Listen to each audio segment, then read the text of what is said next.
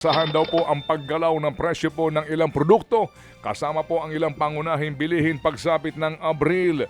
Yan nga po'y dahil pa rin po sa sunod-sunod na mega oil price increase. Sa programang ito, sinabi po ni Philippine Amalgamated Supermarkets Association Executive Director Steven Cua na may mga nag-abisyo na pong mga supplier tungkol sa bahagyang taas presyo ng ilang produkto po sa piling mga lugar.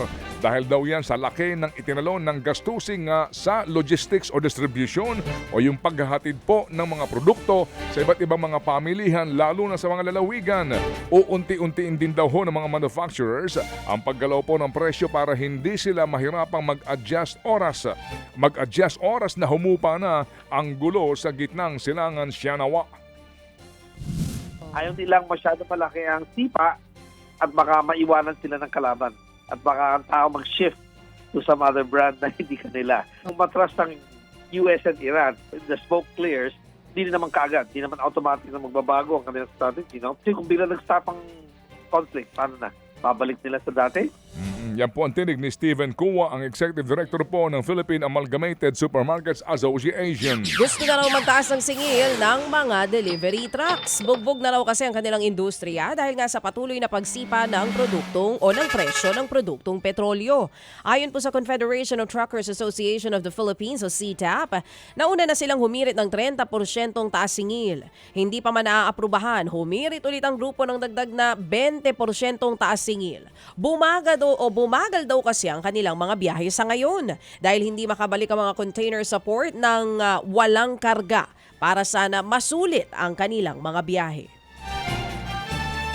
Nagpasa po naman ng resolusyon ang Metro Manila Council para po ma-exempt ang ilang pong mga truck sa coding at truck ban.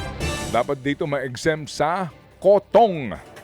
Saklaw nito ang mga fuel trucks at delivery trucks na meron pong kargang pangunahing bilihin. Hiling po naman ng Truckers Confederation, sana po ay ma-exempt na lamang ang cargo truck sa toll.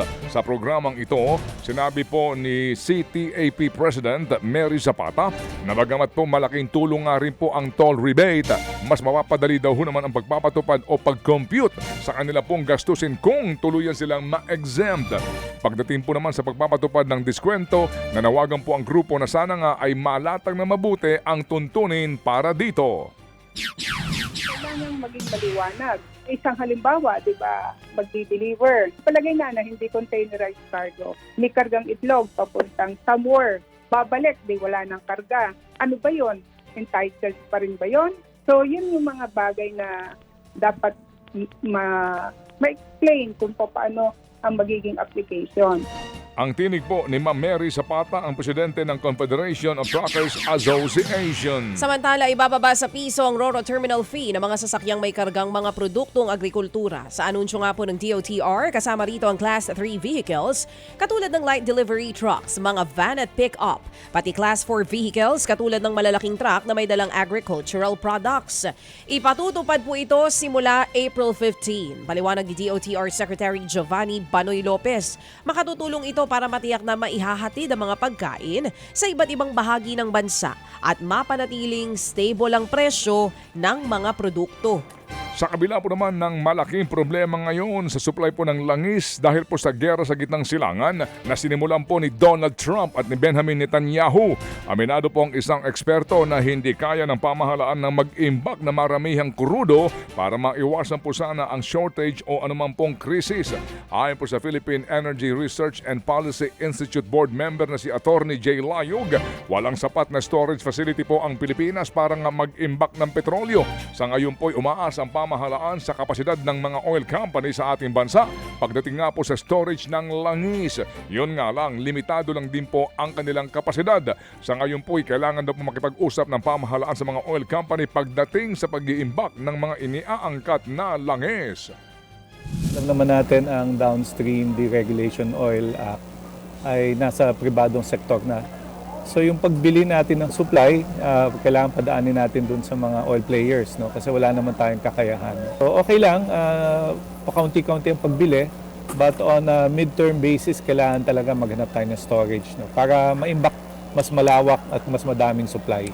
Yan po ang tinig ni Philippine Energy Research and Policy Institute Board Member na si Attorney J. Layug.